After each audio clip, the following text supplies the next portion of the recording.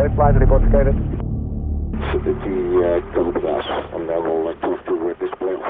I was charting a routine ECG when the phone on the trolley froze with the screen still bright, as if it were thinking.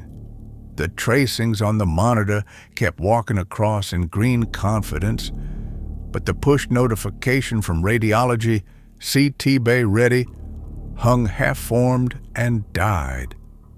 Then the wall tablet in the bay blinked to the login screen and stayed there. The nurse glanced up at me, then at the ceiling, as if the ceiling might answer. "Network?" she said. I was about to make a joke about unplugging and plugging the Century back in when the analog radio on the shelf stuttered and found its voice. Our dispatcher sounded smaller than usual, like someone was cupping a hand over her mouth. "All units, priority bulletin. Cellular data and non-essential spectrum diverted to national channels for orbital window. Say again, bandwidth diverted. Satellite tracking for Object 3, IATLAS commences in 10. Switch to paper navigation. Report readiness. Paper navigation." The words made a hollow in my stomach. We kept a laminated street atlas under the AED, a relic we never threw away and never used. I pulled it out, and the plastic smelled faintly like crayons and school gym floors. Sergiy, my paramedic, was already there, rolling a stubby pencil between his fingers, the way he did when he needed his hands to be sure of something. He spread the atlas over the stretcher, tracing the blue grid squares with a fingertip. "If the ring road clogs," he said, "we cut inside by the milk plant." The hospital sent a message over the intranet, the kind you can feel has been written by a committee in a hurry. The header washed out and returned as ASCII, power conserve, blood, O, at 28 units, use judgment. An orderly walked past us with a crate of IV sets and a paper tally clipped to the handle. For a second, I thought I'd stepped through a door into the 1990s. The first calls under the new rules arrived like badly tuned chords. Dispatch read out an address with no coordinates, then an update that corrected the block by a landmark, then a taxi channel we weren't supposed to monitor cut in, offering a shortcut for cash. Card terminals were timing out all over the city. Pharmacies were flipping to cash only and exact change because their tills couldn't reconcile on dead networks. Traffic lights disagreeing about whose minute it was. The hospital's own clocks drifted in opposite directions by seconds you could feel. Our call blinked on. Male, 50-something, chest pain, breathing shallow gated complex with a smart intercom near the pedestrian bridge. Not an address, a riddle. I signed out our morphine, nitrates, aspirin, a fresh bottle of heparin. I signed out my name on the paper log with the cheap pen that left a blue dot where I started my K. The charge nurse touched my sleeve and said, "Stay on analog as long as you can. They're pulling everything that hums." When we rolled out, the ambulance felt different, heavier, because it carried the responsibility of being its own map. The radio, giddy at having the room to itself, echoed our call sign back to us in a voice that belonged to a different decade. Outside, the hospital loop was a slow carousel of vehicles making decisions by hand. The sky toward the southeast was washed a hard white, not from the sun. The sun had already slipped behind the river haze, but from a thin, high smear where the telescopes and radar were looking. I thought of 100 eyes blinking in unison. At the first major junction, the light stayed red in a kind of principled way. The cross street flashed yellow to no one. You realize how much you use the arrow on your screen to tell you it will be all right, only when there is no arrow. Sergiy leaned forward and looked left, then right, then left again, like a man about to cross a childhood street. He cracked the window and listened. "Go," he said, and I pushed the ambulance into the intersection on the authority of our siren and our need. We moved by memory and by smell. Landmarks that the city had grown over like scar tissue returned to the surface. The low white wall of the old milk plant with its faded mural of a cow, the tire shop with the crooked sign, the bakery whose door always opens a second before you reach it. The river showed itself in patches through the gaps between buildings, a dark ribbon that didn't care about satellites. We followed its course without actually touching it, a habit learned from the days when GPS decided bridges were suggestions. On the ring road, we met a file of cars frozen by uncertainty. A man in a hatchback held up a paper map as if it were a passport, and I wanted to bless him. Drivers were texting no one, staring at chat threads that refused to increment. Our siren made a corridor that closed behind us as soon as we passed. Someone banged the side panel of the ambulance with the flat of a hand, and when I looked, a woman was jogging alongside in slippers, hair pinned with a pencil, shouting, "Insulin!" twice, 3 times. I knew exactly how many vials of regular we carried, and that none of them belonged in a home refrigerator.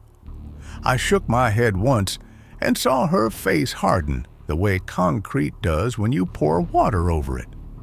The taxi net, lawless as the tide, offered advice from the darkness.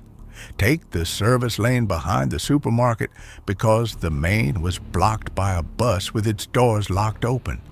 Avoid the underpass because a truck had decided it could reverse reality. I snapped the radio off, and we drove in a pocket made of our own decisions.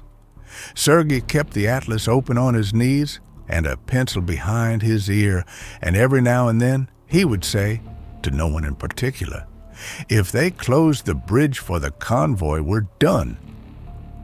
We were halfway to our landmark when the city sent us a test. 3 sets of lights at a 5-way junction argued about precedence while their timers drifted out of a shared fiction. A cyclist tried to thread the dead space between bumpers. A delivery van rolled forward because the driver couldn't stand still any longer. I flattened my palm above the horn and gave them a 3-second warning, and the way they peeled back, not out of respect for the law, but because they remembered emergency as a category, reminded me why people were still worth saving. The analog radio coughed, and I swung the mic toward my mouth. "Unit 3 on approach," I said. "No GPS. Repeat, no GPS." Dispatch answered with a sound like rain on tinfoil. "Unit 3, copy. Further detail from caller. 4th floor, left of elevator, husband cyanotic, intercom non-responsive, gate unmanned. Watch for private security." "Copy," I said. I wanted to ask if the cath lab was awake or if I was going to be taking a dying man on a tour of the city's last functioning elevators, but the channel cracked, and then a different voice, further away, cut through with a warning about a pileup on the eastbound bypass. The world had narrowed to the size of our headlights. We passed a service station, throwing off a sickly cone of light. A handwritten sign hung in the window. Cash only. There was a line of cars whose drivers stood outside smoking and turning coins over in their hands like they were trying to rub them into paper. A boy in a reflective vest filled a jerry can with the solemnity of a priest. I wondered, idiotically, whether our coins in the ashtray amounted to a safety margin or a punchline. On the sidewalk, a woman with a pram was talking into her phone as if the conviction in her voice could push the call through to anyone. The pedestrian bridge rose ahead. that hopeful ribbon of municipal steel that had been painted too often and always a different color. Beyond it, the gated community sat drawn back from the street behind a fence that tried to look like a hedge. I felt the weight of what was next settle in the car. Smart intercoms die like kings in the dark. We turned under the arch and rolled up to the barrier with its glossy arm and its little booth. Empty. The monitor inside showed our reflections and the ghost of a menu that had been there a minute ago. The keypad, all confident glass yesterday, was a black slate now. In the rear view, a small line of cars had begun to gather, pulled forward by our lights as if we were a tugboat and they were barges. Sergiy was already unclipping his seatbelt. He took the tool roll from beneath the stretcher with the satisfaction of a man whose hobby has finally become relevant. I left the engine running because we needed the headlights like lungs. While he stepped out, I took a second to lay eyes on the kit: monitor, oxygen, bag valve, drugs in the orange Pelican case, the cheap paper pulse oximeter probes that always ripped at the wrong moment. I checked the defibrillator charge, not because we would use it at the gate, but because old rituals stiffness the spine. 2 screws, Sergiy called, cheerful in the way only competence allows. He knelt by the cabinet on the barrier's pedestal, and the screwdriver made a small, high sound as it bit. I looked up at the apartments. Most windows were dark. One was a square of warm yellow, and 2 silhouettes moved through it, one taller, one smaller, like figures on a weather clock. I pressed the siren just once, the briefest animal cry, to tell the building we were there. Dispatch crackled again. Unit 3, update your ETA. 2 minutes to door if we can open it, I said. 0 cellular on scene. Send the cath team the heads up by whatever bird you have left.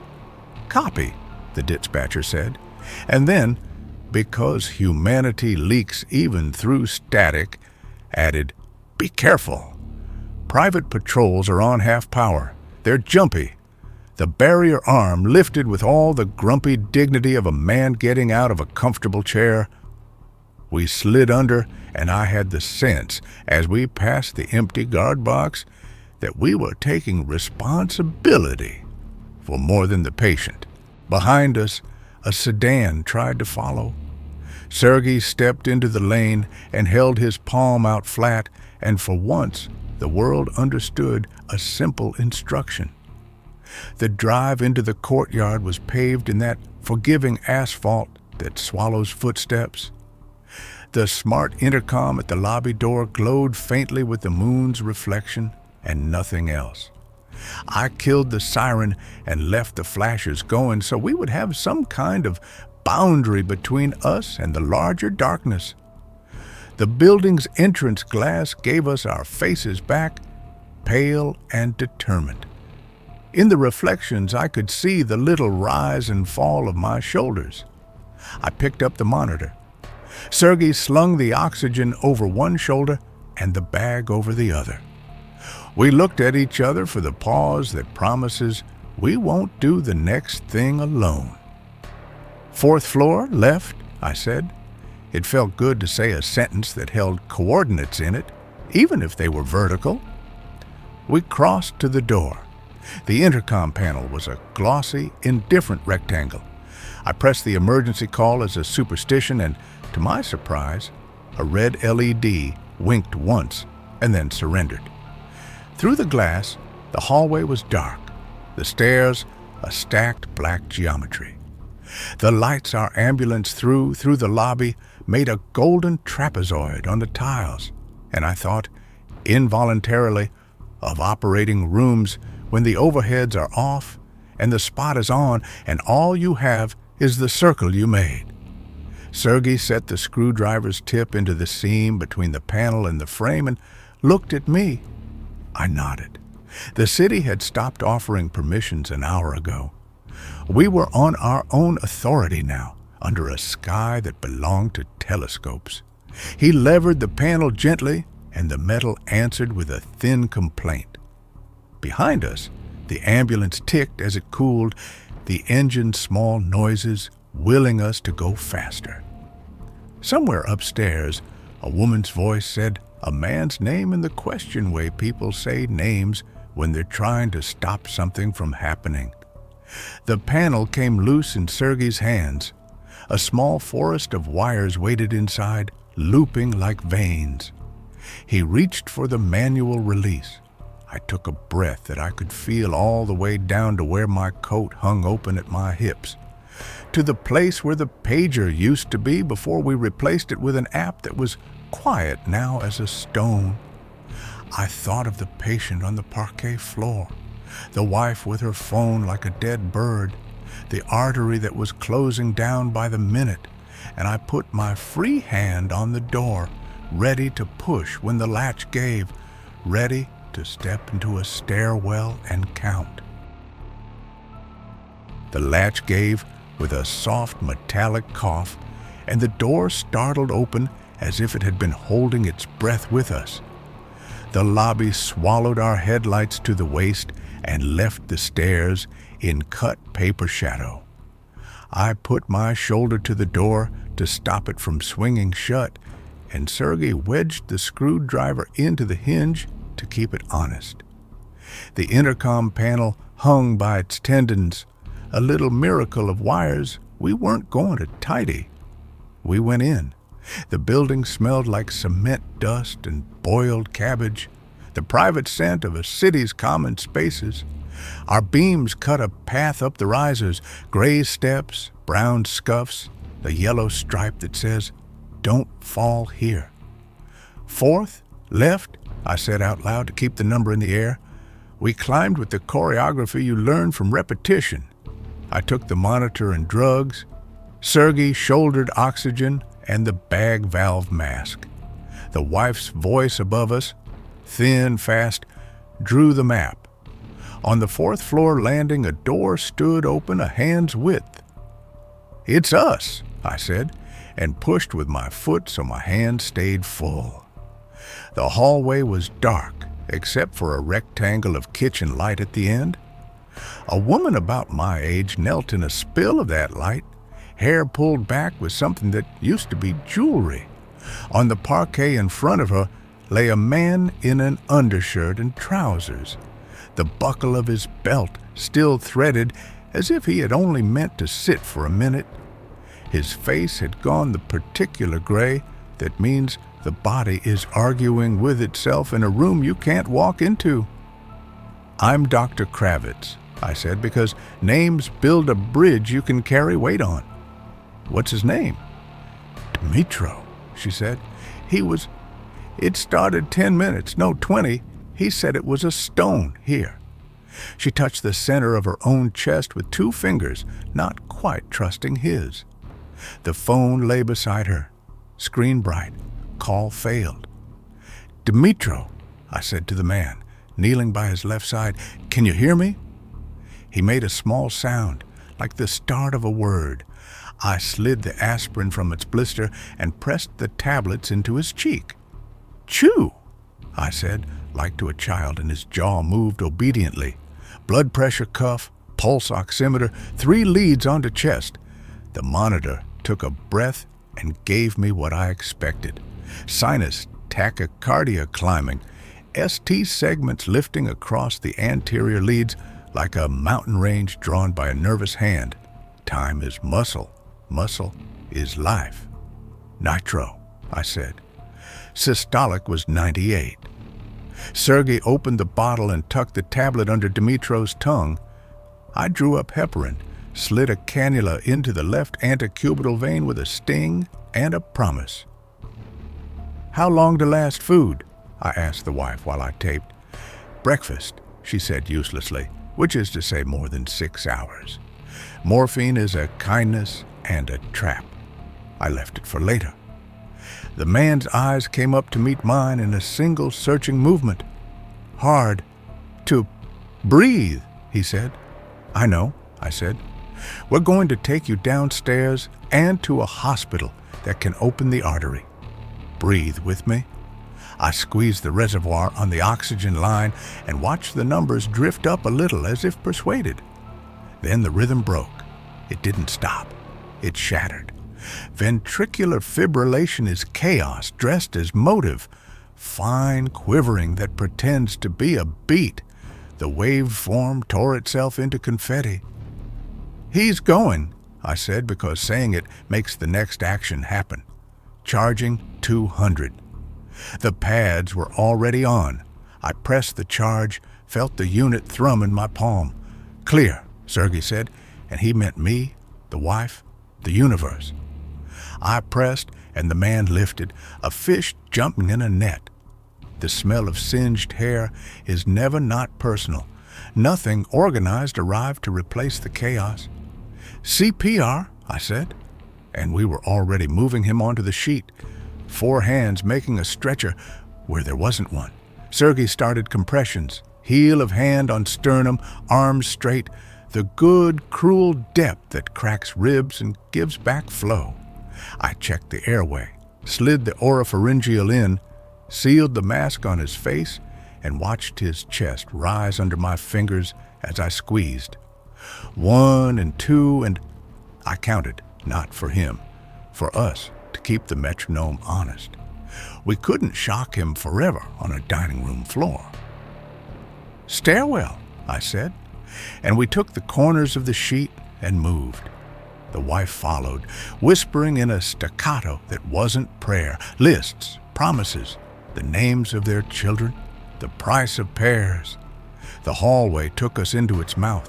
The stairwell offered its slope. Our headlights from the street made a bright triangle at the bottom of the shaft, and we worked toward that geometry like sailors rowing toward a lighthouse that someone else's hands held. On the first landing, I lost my footing. The oxygen cylinder banged against the railing with a hollow ring, and for a second an image flashed. The cylinder valve sheared, the tank becoming a bullet, the patient dying because I had been sloppy. "I've got it," Sergiy said with calm that cut through the picture. He kept compressions going by dropping his weight through his shoulders, the way you learn when you've done it indoors on bad floors. Sweat ran down his temple and cut a clean track through the dust. A door opened 1 flight below, and an old man stood with a candle cupped like a bird in his hand. He looked at us and then at the man on our sheet as if we were carrying a saint or a warning. "Hold it there," I said. He stepped down 3 stairs and lifted the light so the wax dripped onto his knuckles, and he didn't flinch. The flame trembled in the draft and painted our work gold. I saw the sternum move under Sergiy's hands, saw the color of the lips shift from slate toward a color that remembered red. "Charging," I said again, crouched by the man's side with the defib ready. "Clear." The shock snapped through him. The waveform stuttered, coalesced into something narrow and maybe real, fluttered away. "Again," I said, because the first success is often a lie. We settled into the algorithm that keeps time when the city can't. 30 compressions, 2 ventilations, rhythm check. I felt for a carotid. A thread ticked against my finger as if a small animal had returned to its nest.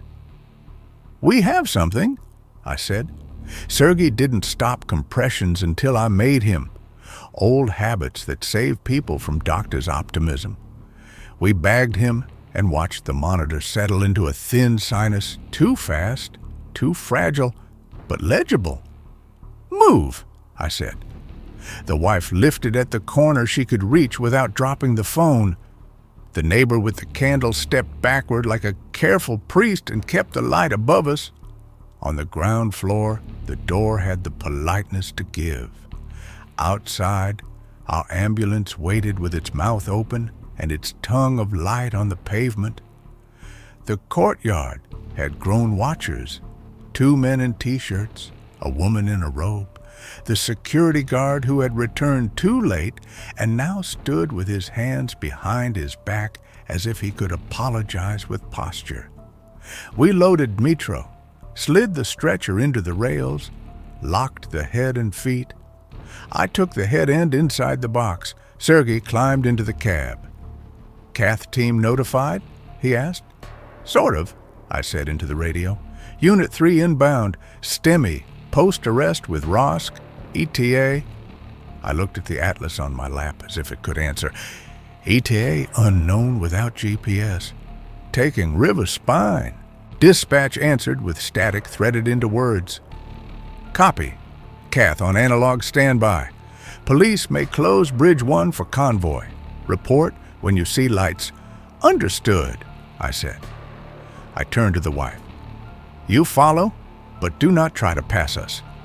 If they stop you at the gate, show them your husband's ID and this." I tore a sheet from our paper log and wrote a sentence that still had authority. "Emergency cardiac PCI, spouse." She nodded too hard and took it like a visa to a better country. We moved. The city seemed to lean in to watch. I felt the box suspension translate the road's grammar into a language my knees could read. Dmitro's chest rose under the bag. The monitor ticked. I slid a second line into the right forearm, taped it like a promise. His blood pressure held an inch above disaster. I kept my hand on his shoulder, a superstition from residency days, someone's touch as a tether. At the mouth of the street, the private security van tried to nose out as if the uniform were a passport. Sergiy angled the ambulance to block the lane without words.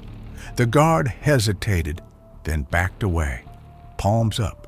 The barrier arm, liberated earlier, hung comically at half-mast. The river avenue opened with its long curve. Streetlights were black cones, and in their absence, the sky expressed itself. To the southeast, the thin smear had sharpened into a bright bruise where the instruments were all looking, pulling power out of our cheap privileges. I pictured the object. They were calling it 3IATLAS now with comfortable certainty, somewhere up there ignoring our categories, its mass already fingering our tides and our metal. The thought was cold and useful. It kept me from thinking about the bridge. The bridge had been closed 1,000 times in my career, always for something that called itself urgent. Tonight, it was closed for the convoy, SUVs and trucks with rotating lights but no sirens, a school of armored fish moving in obedience to orders that had followed their own arrows. Police cars made a fence of blue at the approach. Sergiy rolled to a stop with our nose in their light. I opened the side window and let the night in. "STEMI, post-arrest," I said to the officer closest to my mouth. "Cath lab waiting." "Bridge is locked for the window," he said, eyes on my patch but hands on his mandate. "We've got national traffic." I could feel Dmitro's heart on the monitor, like a small animal watching a hawk. "If I go round," I said, "he will die in the detour." "Move your cone 6 inches. The officer looked at me, then not at the patch, not at the grill, at my face, and saw that I wasn't bluffing. He moved one cone with the toe of his boot and held up his hand for the convoy to make a slot. Sergiy drove through a gap that had the dimensions of mercy. On the far side, the city barked again. Shouts at a darkened supermarket, the scuffle sound of goods changing hands without receipts. A pallet jack scraped. A man tried to wave us down with the urgent theater of personal catastrophe. I stared at the monitor and pretended I had not seen him, because the oath is not a suicide pact. It is a triage plan. The hospital loop appeared like a shoreline. The entrance canopy, had one string of emergency lamps that threw a tired lemon light. Inside, the cath team waited with paper registries and a hand-cranked lift because the table's motor had been judged less important than the deep look at the sky. I loved them briefly for their stubbornness. We pushed through doors that yielded without argument for once. The elevator had been arrested by the blackout, but the porters had a key and a tool and the knowledge that machines can be convinced if you speak to them in Allen wrenches. We rolled into the lab. The interventionalist had his lead on and his hairnet crooked. "Time of onset?" he asked as we transferred. 20 to 30 before arrest, I said. Anterior.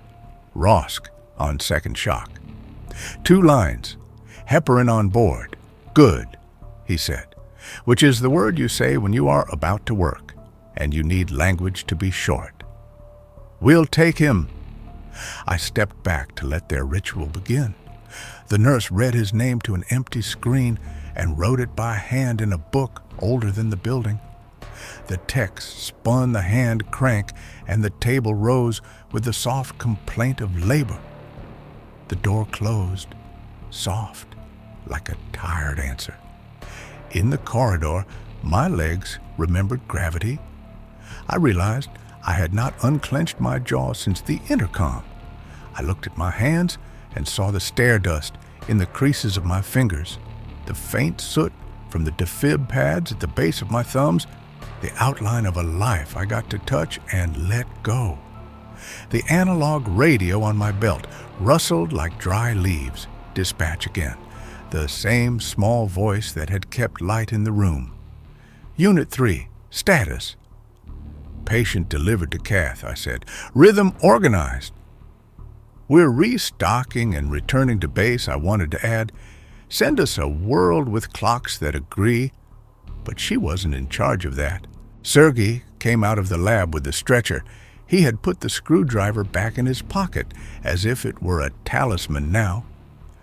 "We did all we could here," he said, "not as a defense, but as a mark on a map." "We did," I said. We signed the transfer sheet with pens that worked independent of the sky. The ink spread a little where my hand shook. We turned toward the doors, and the night that had arranged itself around a hole in its own fabric. The corridor lights hummed on a generator we didn't own. Somewhere above us, the satellite stared. Somewhere ahead of us, another stairwell waited. We pushed the empty stretcher, and it rolled too easily, eager to be full again. The cath report came back the way good news returns in a bad season. Brief, plain, suspiciously light in the hand. Proximal LAD, occluded, stent deployed under battery lamps. Rhythm tenuous but present. Outcome guarded. The nurse held the paper as if it might fly away and asked me to sign that I had heard words that weren't a promise. I wrote my name and the time in the box and watched the ink spread slightly, a dark flower in thirsty pulp.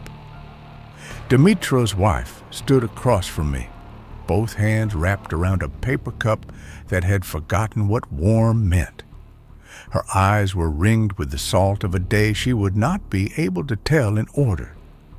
I told her what I could tell, which was that the artery was open and that the next hours were made of minutes. She thanked me as if I had threaded the wire and deployed the mesh myself, and I nodded, because sometimes accepting gratitude is part of resuscitation. When I stepped away, I let my palm graze the smooth paint of the corridor wall. It buzzed faintly with the generator's insistence somewhere below, a tired animal running so that other animals could lie still. We pushed the empty stretcher back into the night. It rolled too eagerly, impatient for its next wait. The hospital's narrow strip of emergency lights threw a diluted yellow over everything. Shadows lay in layers like sediment. Someone had taped a piece of paper to the admissions window, electronic registration suspended. Beneath it, another, card payments unavailable. Cash, IOU only.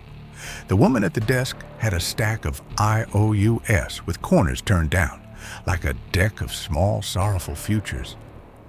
On the drive back to base, we took the River Avenue again. The sky toward the southeast wore the bruise of attention, that thin, bright smear where instruments drank. The city lowered its voice when we passed, as if not to disturb the sky.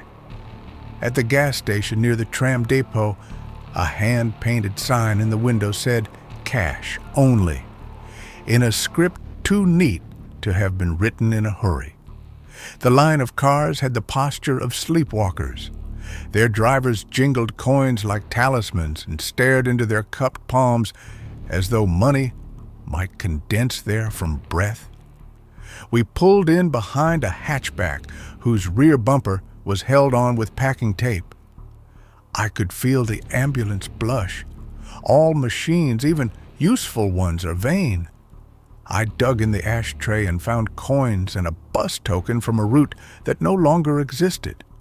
Sergiy counted them aloud, 3, 5, 8, as if speaking them kept them from evaporating. We could buy a margin, not a reprieve. The boy at the pump filled our tank in 4 hesitant liters and gave me change in a handful of coins that had learned other hands. His vest shone a tired green. He looked past me when I thanked him, like gratitude was a language he didn't have time to relearn. We turned inland.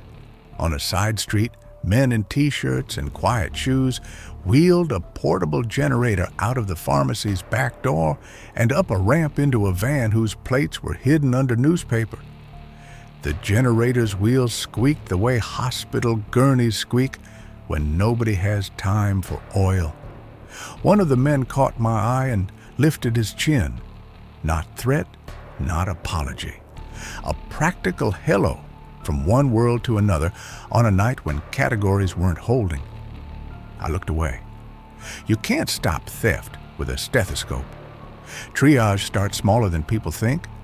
Back at the substation, the door stood open, letting the heat breathe out. The corridor lights were on in rooms that had no power. The break room's coffee machine blinked 8888 in a cheerful way that made me want to unplug it with my teeth. Someone had wedged a paper under the foot of a filing cabinet so it wouldn't rock. The building looked as if it had tried to tidy itself for company and found it didn't recognize the idea. "Hello," I said, "because this is what you say in empty places." The echo came back with a short delay, as if the wall clock's disagreement had taught the hallway to answer late. The generator room smelled like metal hunger. Kerosene has a sweet, solvent kind of honesty when it's present. Its absence is a cleaner cold. The sight glass on the tank showed a line where liquid had been and wasn't. The feed line had been drawn off neat and retied in a respectful knot. I thought of the men at the pharmacy, the weight of their need. Sergiy stood with his hands in his pockets and stared at the machine the way people stare at gravestones. "Ours," he said softly, and didn't mean the generator. In the radio room, our dispatcher's chair was empty. The headset slung over one arm like a stethoscope over a hook. A note on the whiteboard said, "No fuel, keep radios off." Paper logs, underlined 3 times. The third line a little frantic. I circled it until the pen squealed and left a crescent-shaped smear. The phone on the wall had become once again a phone. I lifted it and got a dial tone that sounded too clean to trust. I called the hospital ward where Dimitro would be breathing on his own or he would not. The line picked up on the second ring and then surrendered to silence. When the voice finally came, It was the nurses speaking over protest from somewhere deep in the building. "Stable-ish," she said. "Don't make me quantify." I didn't. I thanked her for being a person who would ignore instructions to tell me a made-up word. I called the number in my pocket under SPOUSE. The call wavered, thought about being a call, then was one. "He's out of the lab," I said when she picked up.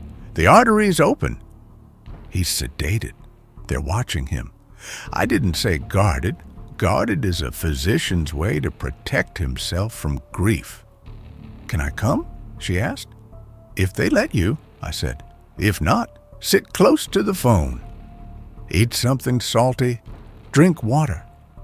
The instructions were silly and precise, the way orders we can follow usually are. She thanked me again, and the call dropped into an honest quiet. We inventoried by flashlight. The light threw our hands into high relief. Blue gloves, scuffed gray, fingerprints undeniable. We counted the things tragedies are made of. Cannulas, compresses, gauze, syringes with knurled collars that grip even when your hands are wet. The oxygen stretcher gauge wavered between 1/4 and wishful thinking. I put the coins from the ashtray into a zip bag and wrote fuel on it in block letters, as if boldness might make the metal worth more. Sergiy opened a dented tin on the supply shelf and brought me a stale biscuit that tasted like dust, mixed with gratitude.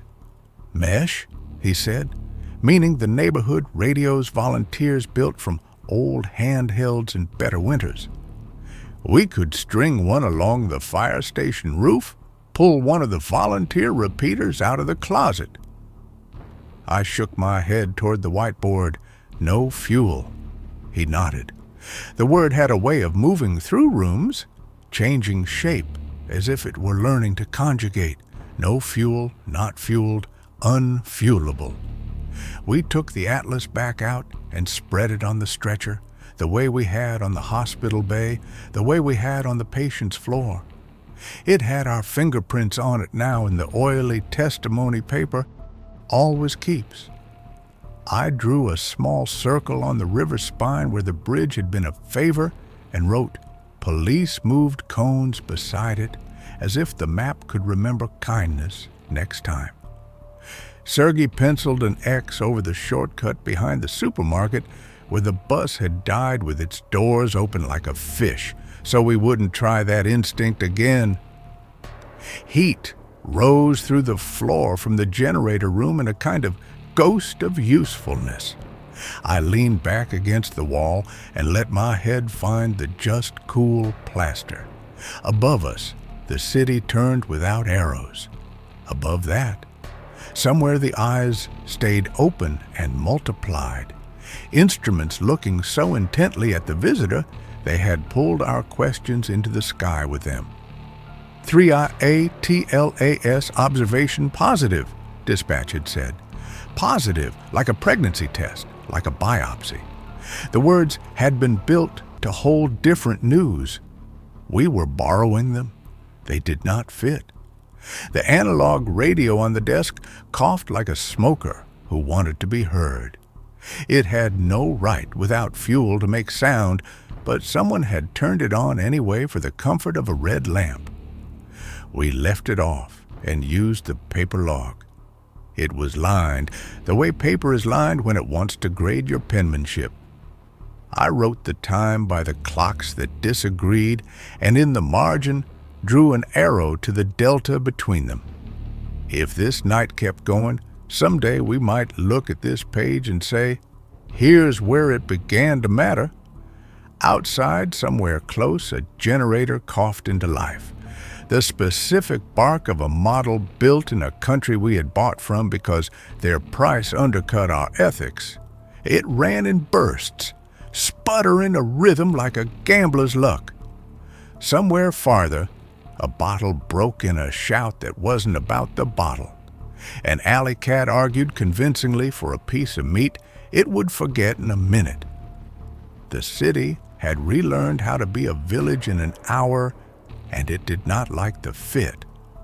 The dispatcher, our dispatcher, the one with the small voice that had thread us to each other all night, came back into the radio room, carrying a coil of paper towels and a stubborn expression. She dropped the towels on the desk like a weapon. "The tower says neonatal first," she said, not because the tower deserved to be listened to, but because triage is a shared hallucination, and if enough of us believe it, it works. We have one pending, 5 floors up, elevator out, neonatal. My hands remembered a different weight and moved without asking me. "Where?" I said. She read the address from a slip of paper that had a crease where someone had folded it in half while running. The street was close, a wedge-shaped block where the brick still remembered coal.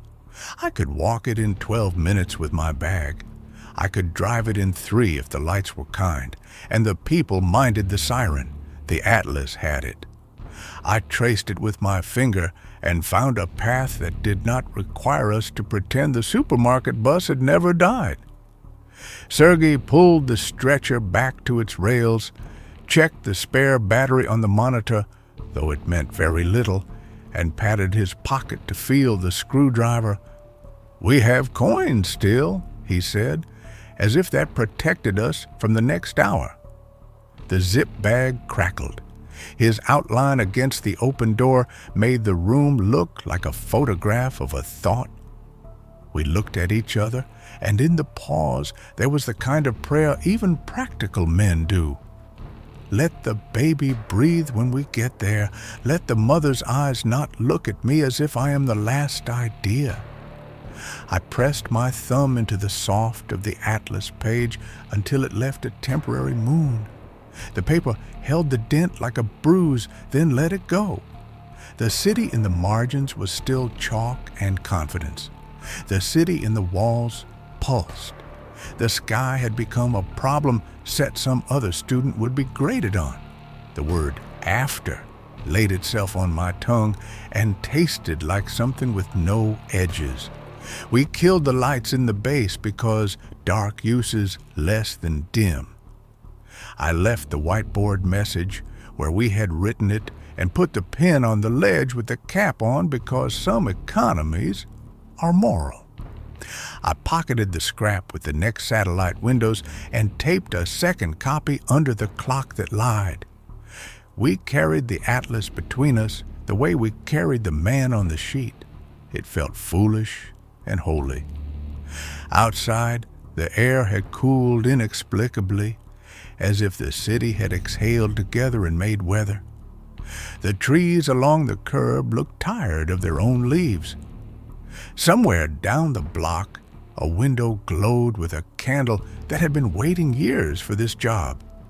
On the roof of the abandoned factory, the graffiti that said, "Remember the milk plant," was a darker black against a bluer black, and I felt briefly like I had been drawn on, a note in a stranger's hand. We slid into the ambulance. The dash, stripped of its satellites, looked honest. I set my palm on the horn and offered the city a single breath of sound, a bow, more than a command. We rolled off the curb. As we turned onto the avenue, the analog radio, off but not silenced somehow, found a way to cough again. Or I imagined it. Fatigue plays tricks with small machines. In the mirror, the substation stood with its door open like a mouth forming a word and deciding not to say it. The coins in the bag taped to the dash made a quiet meteor shower sound with each bump. Practice for the object in the sky that had stolen our maps. Somewhere, the instruments would write their report. They would use words like magnitude and albedo and potentiality. Down here, we had a different glossary. It had entries like gate, stairs, child, breathe. We took the left by the milk plant because the left by the milk plant had worked once, and the body is a creature that finds a route and wears it smooth. The river smell lifted and then settled. The city suddenly without arrows and without the easy voice in the ear, listened to our siren and made space in a way that could make you love it. The road ahead was a dark throat, and our headlights painted it with moving permission. Sergiy tapped the atlas the way you tap a friend's shoulder to say, "Here, with me." I nodded and watched the distance to the address shrink not by numbers, but by facts. 1 lamppost, 3 windows, a door with the paint scaled off where hands had knocked, a woman in a robe waiting at the curb with a bundle in her arms that moved, or didn't. I realized, absurdly, completely, that I wanted to live long enough to tell someone about this night.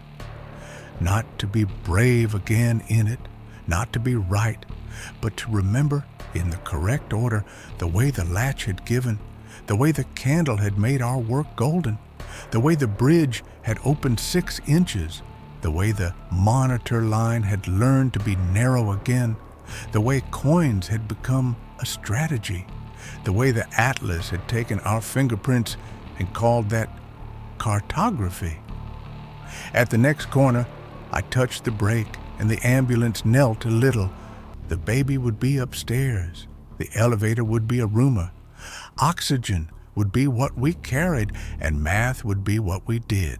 And the names in that apartment would be the first tool in the bag. Above us, the sky had eyes. Ahead of us, the stairs had numbers. Between the two, there was our work. We drove into it,